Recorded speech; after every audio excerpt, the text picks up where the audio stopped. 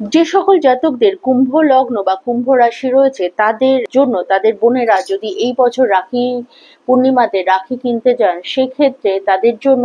ময়ূরের পালকযুক্ত কোনো রাখি অথবা রুদ্রাক্ষের তৈরি কোনো রাখি অত্যন্ত শুভ হবে। এছাড়াও এই সময়টিতে তাদের জীবনে যে ধরনের সমস্যাগুলো চলছে বা আর্থিক যে সকল প্রতিকূলতার মধ্যে দিয়ে তারা এই সময়টিতে পার করছেন, সেই সমস্যাগুলো থেকে যারা যাতে তার দ্রুত ওভারকাম করে বেরিয়ে আসতে পারেন, সেই জন্য তাদের বোনেরা তাদেরকে যখন রাখি পরাবেন তখন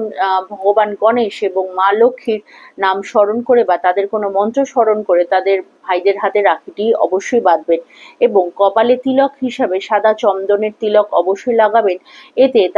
আপনাদের ভাইদের যে সকল কাজের মধ্যে ফোকাস হারিয়ে ফেলছেন বা তারা নিজেদের জীবনের যে লক্ষ্যটিকে অনেক সময় সঠিক দিশা দিতে পারছেন না, একটু এলোমেলো চিন্তা ভাবনাগুলো করছেন, সেই জায়গাগুলো থেকে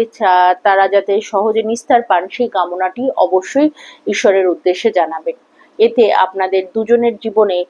যাতে সুখ এবং সমৃদ্ধি আসে, সেই জন্য আপনারা একে অপরকে উপহার হিসাবে এই রাখি পূর্ণিমাতে সাদা কোনো জিনিসের গিফট হিসাবে দিতে পারেন, অথবা আপনারা একে অপরকে সাদা রত্ন বা ডায়মন্ডের কোনো জিনিসও আপনারা গিফট হিসাবে দিতে পারেন, অথবা প্রসাধনী কোনো দ্রব্য আপনি আপনার